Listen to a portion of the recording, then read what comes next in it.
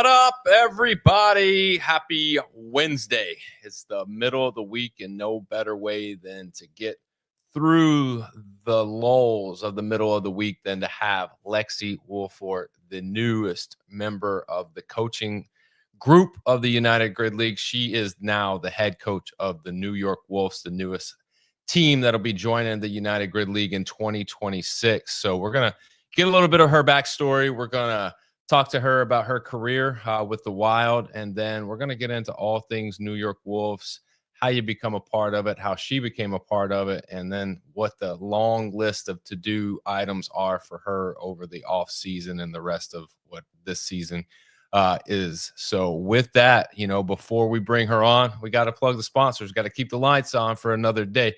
The Grid and Grind show is brought to you by the Mental Game Performance Coaching. If you are experiencing anxiousness, pressure, and those jam-packed competitive moments, and you need to unlock the best version of yourself, visit the Mental Game Performance Coaching. Go tmgperformancecoaching.com. Sign up for a free game planning session. Meet your coach and understand how to unlock your true potential.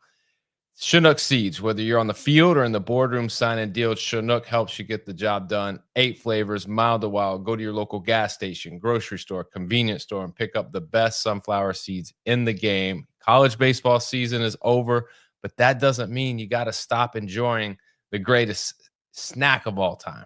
Go and pick them up. They got a bunch of flavors. You can mix and match and find a combo that meets your palate. I'm telling you, smoking toast is my go-to. Smokehouse barbecue with the cinnamon toast, not going to beat it. Handful of each in the mouth, you're good to go for 2 hours. I promise you. With that, we got Jesus One Apparel, empowering men, women, children to follow the step of their path, of their faith, embodying the message of John 16:33. Jesus won and continues to win each and every day. And with that, the bills have been paid for another day. The lights can stay on, and maybe enough to keep the air on. It's hot here in Florida. But what is hot is the newest member of the coaching group of the United Grid League, Lexie Wohlfort, who is joining us now. Lexie, it's been a crazy couple of weeks. Are you able to relax? Are you breathing a little bit? Like how are you feeling? I did take a little Florida vacation this past weekend, so I guess I could relax a little bit. But I mean, it's been a whirlwind since, the beginning of last week was when I signed on with Jen. So it's been that in addition to everything else going on in life. So outside of lifing, this Grid League is moving fast. You knew it was a fast sport. Yeah. You played in it, so you knew what you were getting into, but what is the background? Like, how do you get, do you have a sports background? How do you get into fitness in general? Because I guess that's the best place to start is at the beginning. Like, how we get to where we are now, we got to start from the top. So tell me, how do you get into sports? So, a little backwards way, I would suppose, of making it into fitness. I majored in musical theater in college. So did singing, dancing, acting for so many years, moved to New York, ended up during my time in New York, realizing the acting life was not exactly for me. So at one point I decided to become a personal trainer, and I started at Equinox, because I thought, I could personal train and audition at the same time. This'll work. Spoiler alert, it doesn't. Especially with Equinox, because it does take up a lot of your time. So did that, eventually found CrossFit through that. CrossFit was something that I had always been interested in. I had seen like the early CrossFit games like by chance and was like, wait, they do cardio and lift weights and do all these things all together in one day. Why shouldn't I do that too? So I ended up starting it was then CrossFit Outbreak. Now I think they go by BK Fit, and began competing in CrossFit with them, and eventually moved on to Willie B Fit, where I became a full-time coach. And it was actually through that I met Sam in competing in New York. And we could go over that story. But I'd pretty much been a dancer for a long time. And I find that gymnastics is what my body responds to the most. So I found myself as a body weight specialist on the grid league at the end of the story, at the end of the day. Yeah. I mean, so you had found CrossFit, or you knew about CrossFit prior to getting into it, but for Yes. grid, how did you Yeah. find out about, like, did you just stumble across, just in Yeah, the it was another kind of stumbling thing. The CrossFit to grid pathway is a very short one, as you can see with a lot of the athletes that are in it. And I saw the Grid League trials when they were going on, and the one trial that I knew I could rock was the 30 seconds of handstand push-ups. So I had done that test multiple times. I think I placed either it was top 3 or top 4 one year. I was very proud of myself for that. And so I think since about like maybe 2019, 2020, I had been following Grid League in general. And so like had been a big fan of like Taylor Stallings and Paula and all the names. So I had followed that, and then it was when I moved down to Atlanta that I was connected with Dan Jackson through the whole Blacklisted crew, because I had been working with Blacklisted for individual coaching through my CrossFit time. Kyle, my coach, knew Dan, knew that I was interested and love grid. And when I made the move down to Atlanta, was like, hey, I think it's time to meet this dude. So what sparked the yeah. move to Atlanta? Was it just you wanted the job, or you wanted to get away from the city? You wanted warmer weather, in a sense? Like, A lot of different it was a perfect storm of things that had happened after 2020 and everything started shutting down in New York. It just kind of didn't feel right. um which I'm sure everything's more back and running now, but at that moment it was taking a little bit of a toll on my mental health.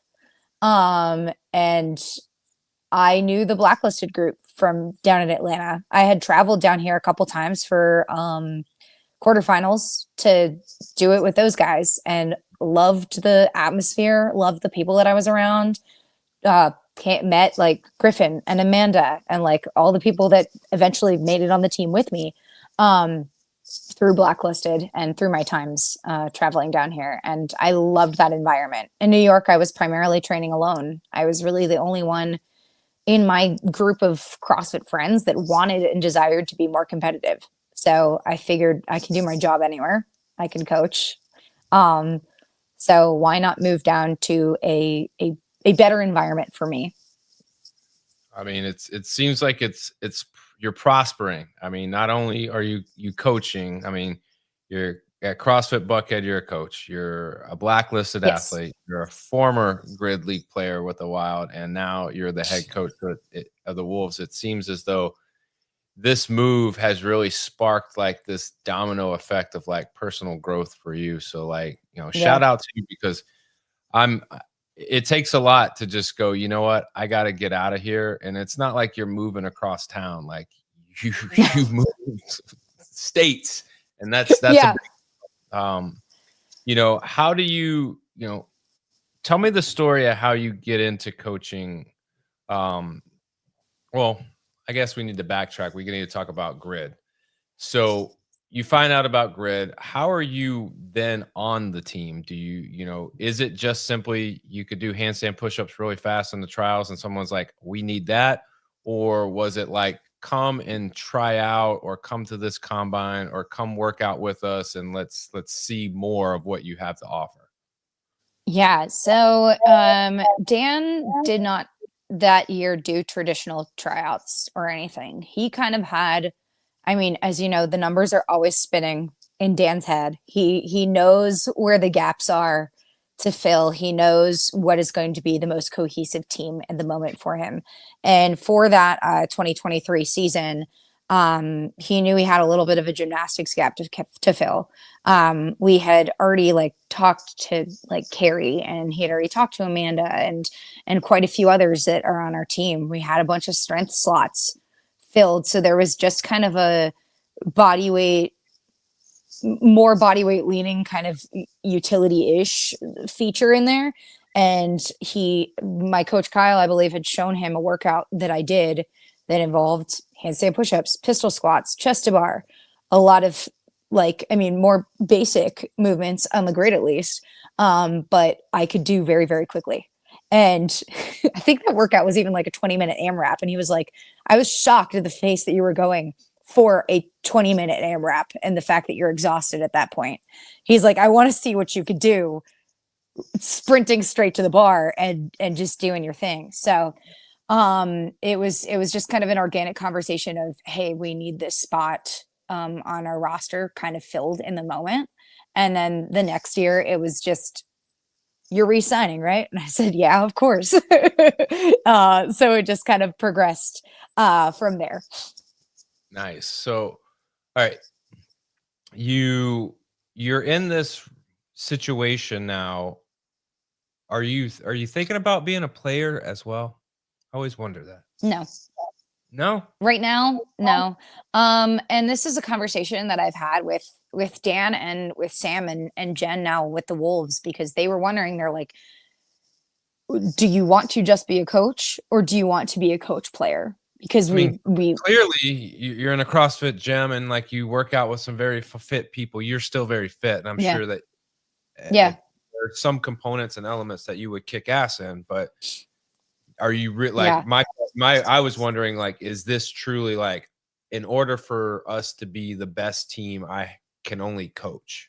Or do you have this philosophy of I can play too, but also be a really good coach? It's a little bit of both. So like Jen is running this like a business.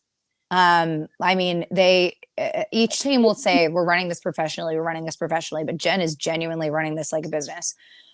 She wants someone to be a coach that has the grid experience. Potentially, maybe we sign on an assistant coach that is also a player, but she wants someone that is on the sidelines looking at everything that can put in that direct input without the distraction or the pressure of, oh, I also need to perform. Like, we need that person on the side that's gently shoving people into hash boxes for the partner forward, you know? And you can't really do that if you're a player, because you're worried about what's next. Right. Another part for me is and this is conversations that I've had with multiple people, is that grid is progressing to a point that I feel as an athlete, I'm a fit person. I feel as an athlete that I cannot keep up. You look at some of the crazy handstand stuff that they're doing, and I'm great on my hands, but oh God, like, could I do that complex once, even twice? I haven't tested it, but under fatigue and under pressure, that's a lot.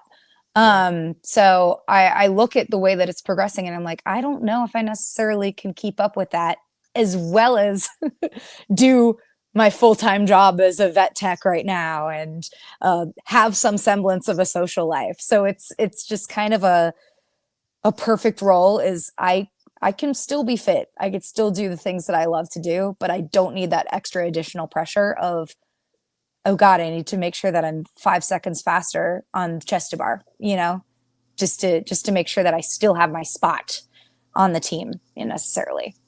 Yeah, I think as I talk to a lot of the athletes and coaches and even the owners as well, it's the ego thing can really be detrimental to a team. Like, if you are someone who just thinks you should be the one doing it, but you're not the best or the fastest, or, well, last year I was the person who did the partner forward, blah, blah, blah. Like, you can really be a cancer to a team, so to speak. And getting this New York Wolves team up and running, it almost makes sense. Like, you want to be, laser focused on the coaching aspect and having the pressures and the worry of what you're doing next in the next race and getting prepared for all that. Like, as just an athlete to perform, like it just seems like it would pull you away from the duties of being a really good coach. And like they say, like you're going to be 70% at both of them instead of 100% at one, you know. And I think right now the coaching is critical for the Wolves because,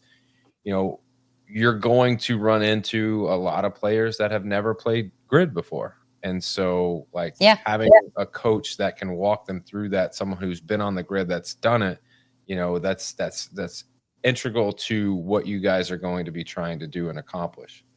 So yeah, we're expecting 90% of our people to be just complete rookies. Like they're going to be great athletes, but have they ever experienced the intensity or the cohesion that's needed on the grid? That's where I come in and make sure that they understand that to a T, because you lose a match in the transitions. Oh yeah.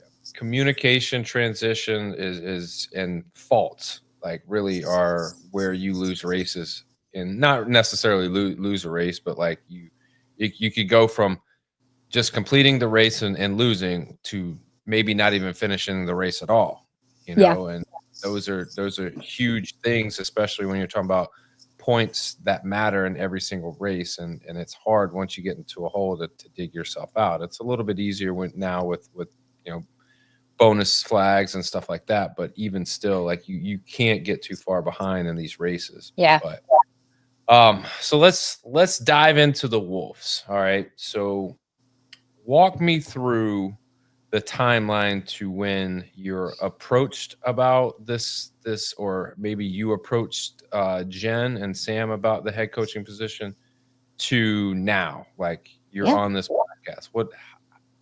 Talk me through the days like leading up to today. Like how did that go? Sam and I have known each other for a while. So like I said, I lived in New York. I competed in New York. I actually competed in his very first Fight for the Fittest competition. That was like my first actual RX competition. I competed in his first Fight for the Fittest partner competition, which has now evolved into teams.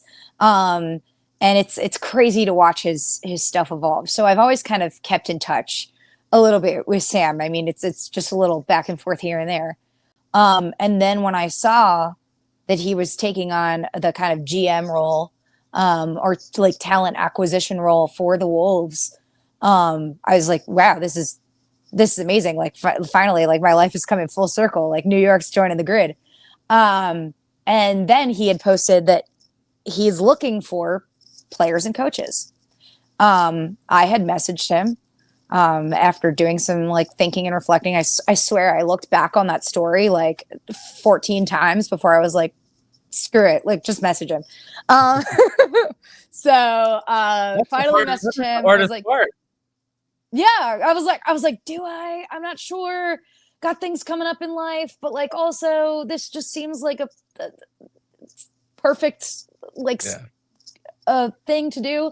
So I messaged him and he was like, all right, well, let's talk sometime this week. I was like, great, amazing. So he talks to me a little bit about like head coaching and what he expects from a head coach. And he actually asked, he was like, is it okay if I contact Dan? And I was like, absolutely. Dan's one of my good friends. Like, contact Dan. Dan knows me good, bad, ugly through the season. So he can tell you. And I was like, I don't care if he says that I'm a little emotional. Like I am, whatever. And Dan was actually one of my biggest advocates.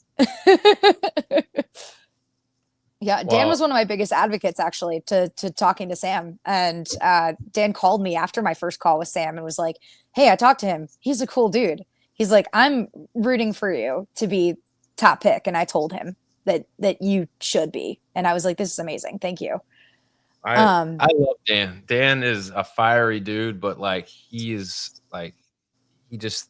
the way he thinks about competition in general, like, is on a different level. And like I respect the hell out of that because he's got the analytic part of it, but he also has like all of these different like formats for how he thinks things are going to go. So if things don't go well, like he is modifying and he's already planned for the worst case scenario. But, you know, he's, you know, doing an an amazing job this year as he did last year. This year obviously has its own challenges, and we'll talk a little bit about that. But having the backing of a guy like Dan Jackson, that's got to mean a lot to you, especially like Oh yeah. when we're talking about you're trying to like, this is, you know, an interview for a job, like having his say on something probably holds a lot of weight, you know?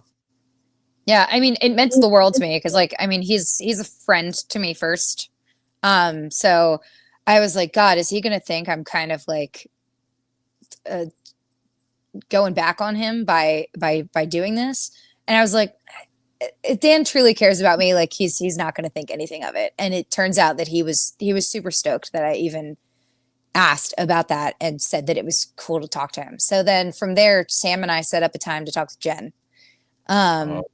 Jen, are you nervous at any point talking, like, or is it just like, No. I didn't think so. Like, I'm never nervous talking. I grew up in theater. Like you could put me you could put me on a stage by myself in front of thousands of people, and I don't care. I'm a performer at heart. You're the only one there. You're in your own little world doing your thing. Yeah. But all right, so you get Jen on the phone on the call. Like, what does she say? Because Jen is another person that I absolutely just love. She is. Yeah. I met her a few weeks ago, and just amazing. Just amazing. Yeah. person. I mean, Jen is this wonderful, positive energy, and she has so many ideas swirling in her head about the team and even how to make grid itself better. And like on this call, we're talking about all of these things. Like we connect. She's a DJ. I perform music. Like she wears as many hats as I do, which is amazing. So we kind of instantly clicked when it came to that. And from there, I guess Sam and her kind of discussed after that interview where we basically talked about like, how are you going to run the team? Like what's the good and the bad that you're going to take from your previous experiences that you're going to use to shape this? How are you going to lead a bunch of rookies? Especially being someone that's, I mean, 2 years, but still fresher to the grid itself. But how am I going to take the expertise of me knowing the rule book back and forth to show these guys exactly what to do? And that was the discussion we had for our interview. And I guess her and Sam talked that night and got the offer letter the next morning. So it was a quick turnaround. I think we knew from the moment we all got on call together that this is a good energy, a good trio that we've got going on. You know, it's almost probably in her eyes, I don't want to speak for her, but I think she probably felt the same way. Like as soon as the call started, she probably had a very good vibe. Like this is it. Like we don't need, she's like, Sam, we don't need to search any further. We got the one. Well, she saw my name, Wohlfort, and she was like, wait, hold on. It's pronounced Wolf, right? And I was like, yes, it actually is. I didn't want to bring that up because I didn't want to be funny, but like there's a lot of Wolf connections here going on. Lots. But New York, why is it important to have a New York team for the grid? I think it really expands our options. We've kind of mostly been located, I mean, in 2023 with the kind of expansion of Atlanta, which was really just kind of a flip of the Gainesville Wild. We did expand and open it up a little bit more nationally. With the Houston Bandits, we opened it up even more towards the west. Now we're branching out towards the Northeast. Haven't really had a team on the Northeast before. I mean, the Venoms transferred to Las Vegas, so we are again continuing that expansion. But this is a fully fresh team that is coming from a spot that is basically, I would say, like unmined. Like there is a wealth of athletes from the Northeast that have not even considered grid because it's always been in Florida. It's always been there. And so now that we're expanding to the Northeast, we've got a whole new pool to pick from, which creates whole new matches. So we're looking at those that are dominating this year and thinking, I think we got the chops to beat them with the pool we got to pick from. There you go. Yeah, it's we're a California team away from being coast to coast. If you Yeah. know, and that is crazy if you look back on it a few years ago and you go, "Oh, we're gonna have teams in New York and Las Vegas and Houston." That's unbelievable growth, and I mean, they're almost like a Chicago away from being like a really centralized, like almost two equal divisions, an East and a West, and having it play out really well. But I know talking to Mather, like there's expansion always on the mind, but at some point, like not growing too fast is also key Yeah, as well, because you don't want to get into a situation where you don't have the resources to meet the need or the demand of the ever growing sport. So you want to kind of control the growth as much as possible, but you also don't want to hinder growth either. But for it's sure. still a youthful sport at that. And you've been blessed to have been a part of it as a player and now as a coach. When you look at the long to-do list, what are some items that are on this to-do list now that you are officially the head coach?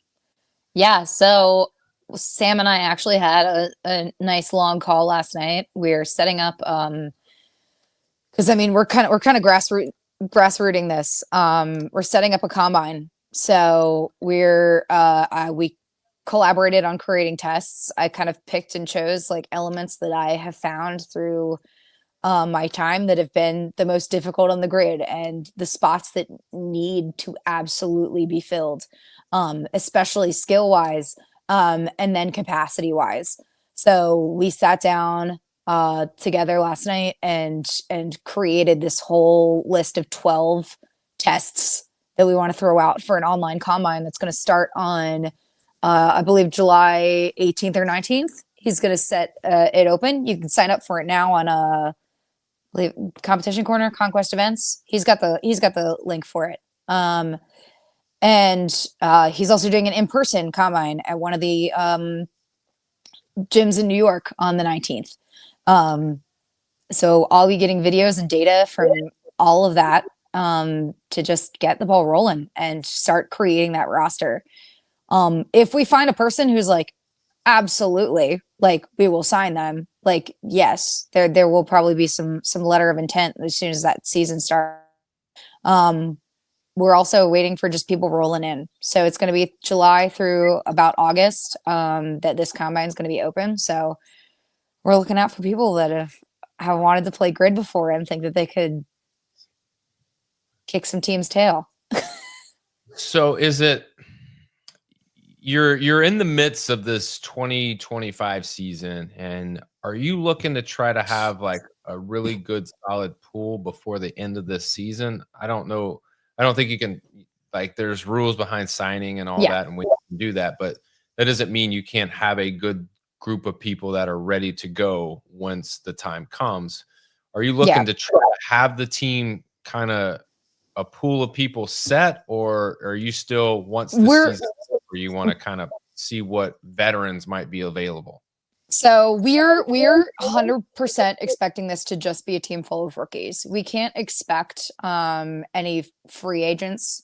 Um just because that's just the way things work. I'm not like expecting someone to drop out of a team just to come over here, even if they maybe say that they will. Not that we've had any talks about any of that. Um, but like so we're expecting a fully fresh team. We want to, at the end of this combine, at the end of a little tour of combines around the Northeast, to have a solid verbal, like at least verbally agreeing roster in place. Then as that time rolls out, sending out those letters of intent to make sure that we've got everything set. And there are specific things we're looking for. So once someone checks that box, that's going to be it. What's the what do you think is the staple, like, when you look at other sports and you start building a franchise or building a team or rebuilding a team, you look for one or two like things, and then you build around that. In grid, now that you're building this team, is that something like you keep in mind? I need a strength specialist. I got to start with that, or I need a really badass utility player that can do a lot of different things. Like, what is the thought process as far as like where you start when you're looking for talent? Yeah. So first, and it might just be my bias being from bodyweight world. But again, you've got this crazy evolution of bodyweight elements that continue to happen. So we need someone that can tumble. You need someone that can do the aerials, the burpee back tucks, the back handspring, because they show up in every race in some capacity. So that's a necessity, and it's a problem that at least we experienced last year that we were able to overcome in the wild. That like our back handspring person wasn't available to do that particular ringer, but luckily we could get a single match sign with Jimmy, who's on the team now, and she kicked ass at that back handspring thing. So, but like aerials were an issue for everyone. Tyler pulled out his Websters, which were incredible. Like, dude, you can ask him to do anything and he'll just do it. Yeah, learned those, but it would be nice to just have peace of mind, to have people that it's like, oh yeah, no, I could pull out 4 aerials if you need me to, no questions asked. Obviously good on their hands, lots of hand elements, especially with the new handstand ramp, which we're not expecting any issues with the caliber of athletes that we have available in New York. We got a lot of like upper semi-level athletes, and they have handstand ramp walks all the time. It's a level, like the handstand ramp has now become like you throw this element that's of complexity. Now it's the standard or the norm. Yeah. Like after this season, like people will have mastered, especially in grid now. I would say like in the CrossFit realm, that handstand ramp is pretty much a staple. Like you're going to have people do that. But now that you've seen it, and now this handstand complex with the, the pirouette and then the hands, like that's going to become something that everyone's going to be able to do.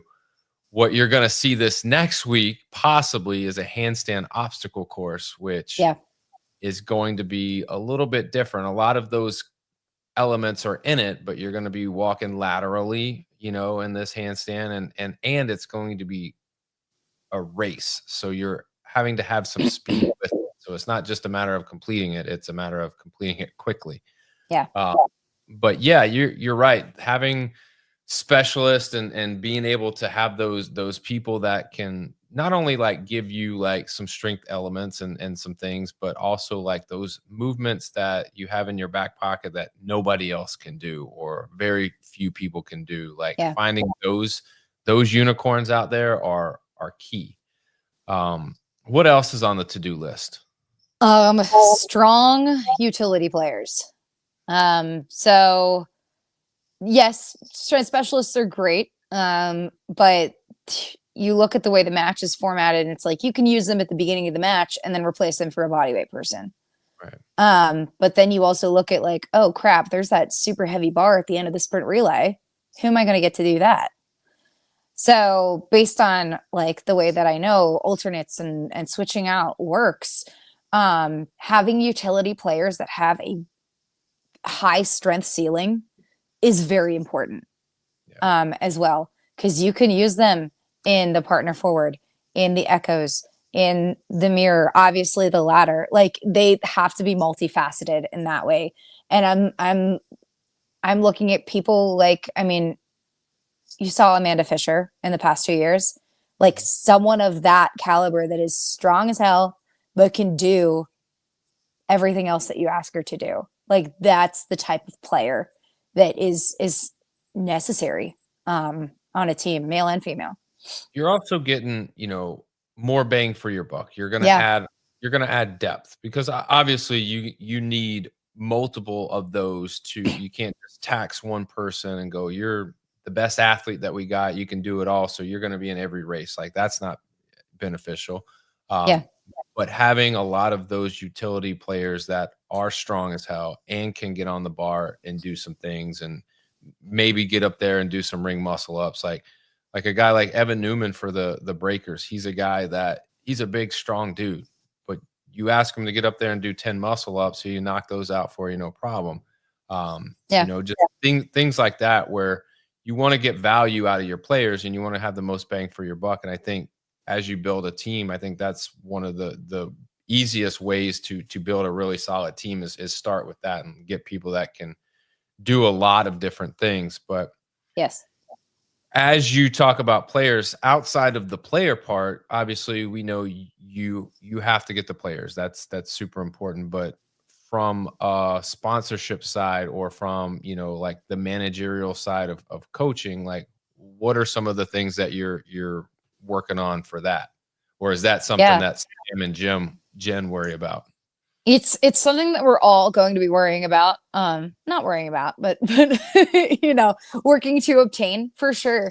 And the cool thing about some of the people that we have talked to, chatted with in combines, they kind of already have some sponsors of their own, being at the caliber of athlete that they are. So while yes, we as a team are going to be working to be getting sponsors, and the cool thing is that New York is an untapped market right now in terms of sponsors, and specifically in that area. So we can look at some New York local sponsors to help us out here.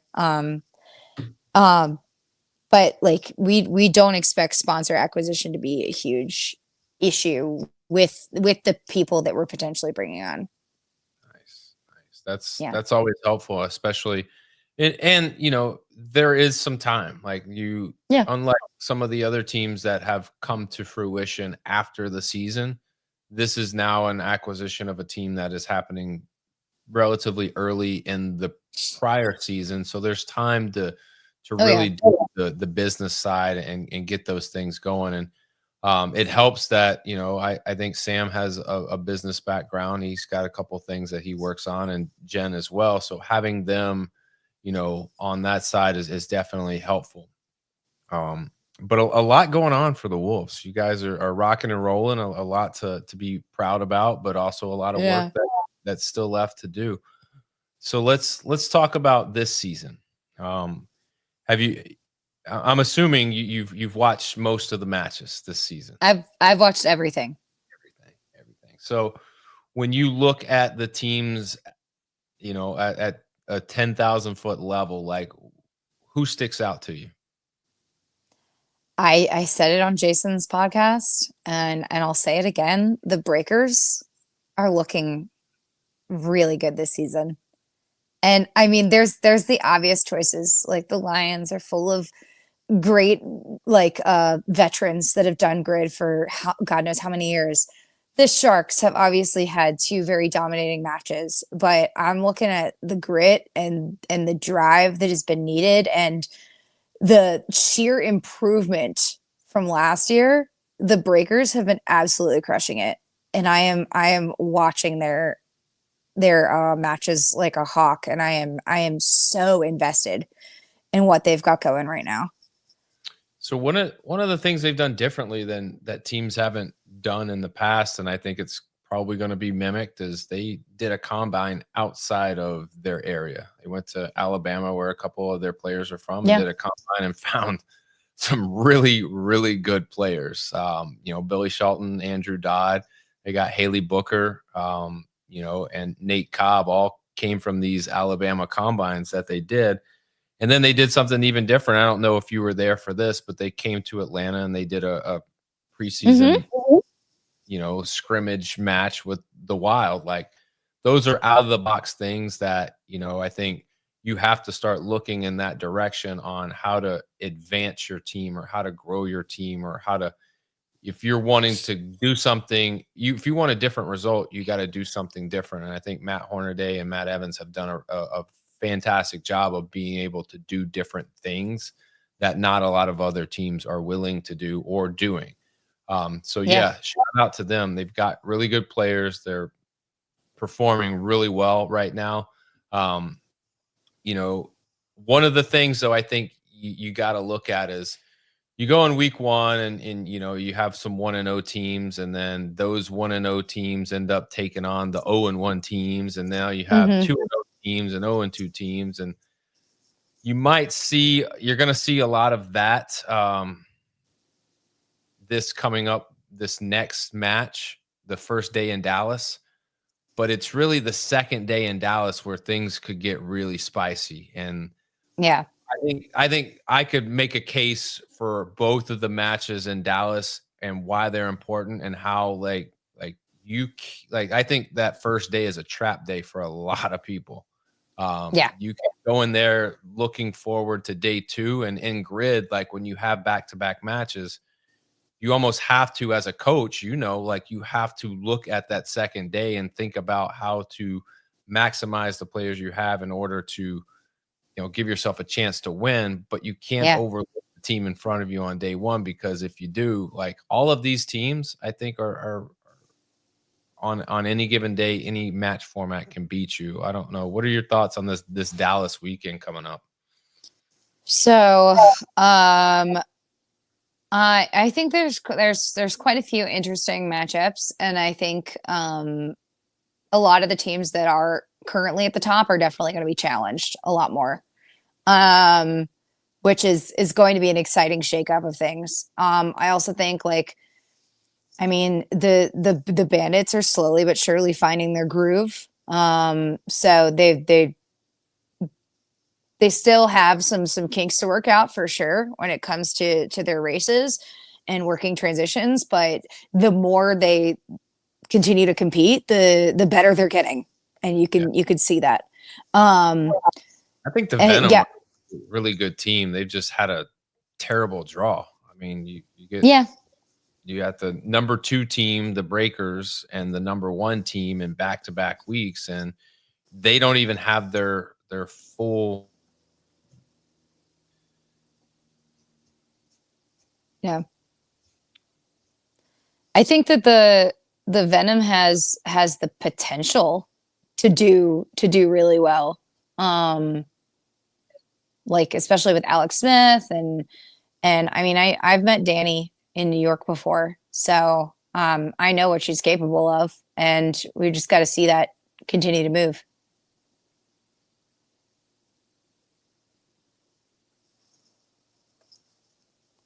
I think I lost you.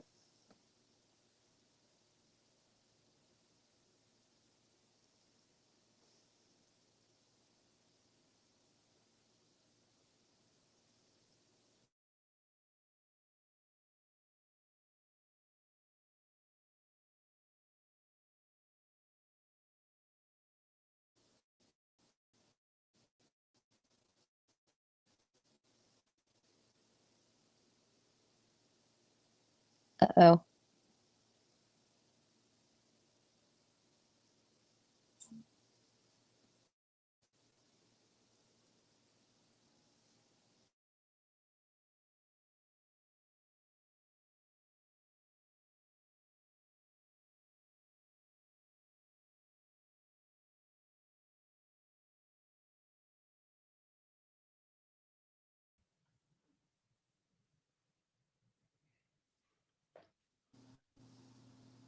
You back? I'm back. That is the weather in Florida. We've had some terrible weather. It's just been raining for days and days. My apologies. My apologies. But I'm back. Oh, good. I'm back. I was saying I just think that the Venom are a really good team. They drew a really tough draw in the first 2 weeks of having to take on the Breakers and then the Sharks. But now it doesn't get any easier because they turn around and got the Brigade. And so, when you look at their race times comparative to others, they're right there. I mean, I think they're like 4th in the league, which is great. But it's just the win-loss record doesn't reflect, how good they could possibly be. But, obviously, the matches have a lot of stakes to them this, coming up. Who are you looking most forward to seeing? Who am I looking most forward to seeing? I mean, obviously, I'm still looking out for the Breakers. I want to see them pull out some more wins this week. I watch the Wild. I have a special place in my heart for the Wild. It's my team, and I know a lot of those guys on there, and I just want to watch them like just do their thing. I know they've came across a lot of issues, not only in just their starting roster not quite being as strong as it has been in previous years, but also like the injuries that had happened in the past two matches are heartbreaking. But obviously I want to see the people that are there fight for every last second and not give up. I know they've been swept, but I want them to still pull it out and have that hope that there's going to be a card that's handed out that they'll be able to win this with. Yeah. For them, I think it's just when you have injuries, you never like prepare for injuries. You can only be as deep as you can be, but they've had to rebuild a lot of players that aren't there from the previous season, and they had a good job doing that. But when those players that you were expecting to have be key contributors get hurt, it's really tough. And I think you could see it and feel it in Tampa in week 2 is they went out and they won the partner forward, but then a challenge had them restart the race and they ended up losing. And I think that took a lot of the wind out of their sails.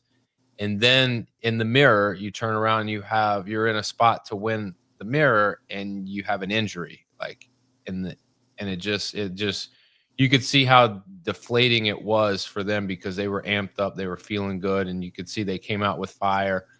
But then those things happen. It's really tough. And Dan's has a tough job trying to do all that. And, but that's what makes him really good at being a coach. And why a lot of players appreciate what he does is because he's able to just kind of keep moving forward. Yeah. When you look at how this season could play out, who wins it all? I mean, we know that the Sharks have had a very strong showing. Like it's no surprise. Mm-hmm. I think that they're on Sunday going to come up with a tough matchup with the Brigade because they've been showing strong as well. So I'm excited to see exactly how that shakes up. And then with the Sunday match that follows, the Lions and the Breakers, that's also going to be a very, very close match there. At the end, I'm expecting those 4 teams in playoff for sure. I'm going to hedge my bets and say Sharks and Breakers for the championship. Wow. Okay. I don't know. I think I'm not sure how like the exact playoff championship's going to end up being, but if I had my choice. To me, I think it's like I'll have to look into this, and I should probably know. But like once you make it to the playoffs, there's 2 teams from the East, 2 teams from the West. Yeah. Do the 2 teams in the East play each other, and the 2 teams in the West play each other, and the winners of that play in the championship, or do we reseed based on point differential? See, that's the question. I think we reseeded. I think that would be That's the question. Is they've kind of changed it. Like last year, we didn't really have a East and West. We didn't really have an East and West division. I think we reseeded before the playoffs and everything, and then it was us with the Sharks. So I'm not certain how the rule book looks specifically this year, which I'm curious to know exactly how that's going to turn out. So that's definitely something that I need to look into to make sure that I'm Artur. I knew he would know. He said historically. Speak of the devil. We would have conference finals being the playoffs, and the championship would be a team from each conference. So yeah. But I know that last year it was something different because we didn't really have conferences last year. But yeah, if we're looking at conferences, I mean, that makes sense. That's how they do it in other sports. You have a conference champion, and that champion makes it to the finals. Like I get it. So you either way of those, if you have those 4 teams, like you're going to have a really exciting playoff match. It's going to be crazy, but obviously, are you are you getting a chance to be in person for any of these events coming up? Obviously, Dallas is next week, so that might be a bit of a quick turnaround. And I know you're busy. You got stuff going on. You got work and coaching and all that. But there's the championship in Kissimmee. That's in August. So what, do you have any plans to attend live? I'm going to do my best to make it to the championship. Just because even when we didn't make it in 2023, I went down to the championship anyway, because this is a sport I love and I love to watch it. And there's a bunch of my friends on the teams, so I want to be there and cheer them on and see what's going on. Because you can watch it on YouTube, like it's great, but there's nothing like the live match. Oh, the intensity, it's almost like a pressure cooker. Like you can feel the level of energy like bubbling, like when you're on the grid. It's such a cool feeling. It's such a great sport. I love it for that reason, and it's unique in and of itself. But Lexie, I appreciate the time. I'm gonna let you run. Go do what you got to do. I know the to-do list is long, especially when it comes to the Wolves, but I appreciate you taking time to join me. Anything that you want to plug or promote or get out there before we bounce out of here? Yeah, just looking forward to this combine that's happening. So if anyone is watching right now and they are interested in joining the Wolves team, and you're not currently signed to a team because that's not allowed, sign up for the free online combine. We're going to have a list of 12 different tests. You could do all of them or one of them. And they're all scored separately. And basically Sam and I are going to be the ones analyzing it and seeing who's got the potential to make it on the roster. So if you think you've got it in you, check it out. We'll be releasing the workouts on the 18th or 19th.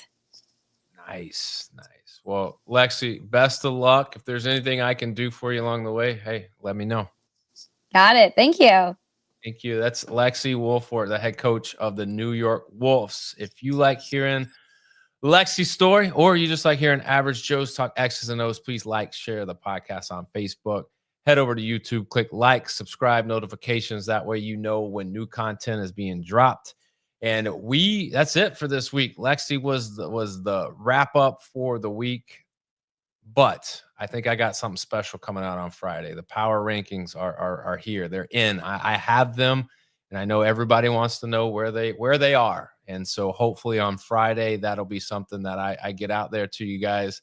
But this one was tough. This one was very tough, and there's going to be some very upset people, and that's fine. Like, just do better, I guess. That's all I can say. But until then, be on the lookout for that Friday. I appreciate all y'all. Be happy, be safe. Y'all don't blow your hands off on 4th of July. Hopefully the weather's nice. You get outside, enjoy a nice cold frosty beverage or some hot dogs and burgers. But if anything, just have a great day. Appreciate y'all. See y'all soon next week. We got Dallas coming up. Enjoy it. Peace.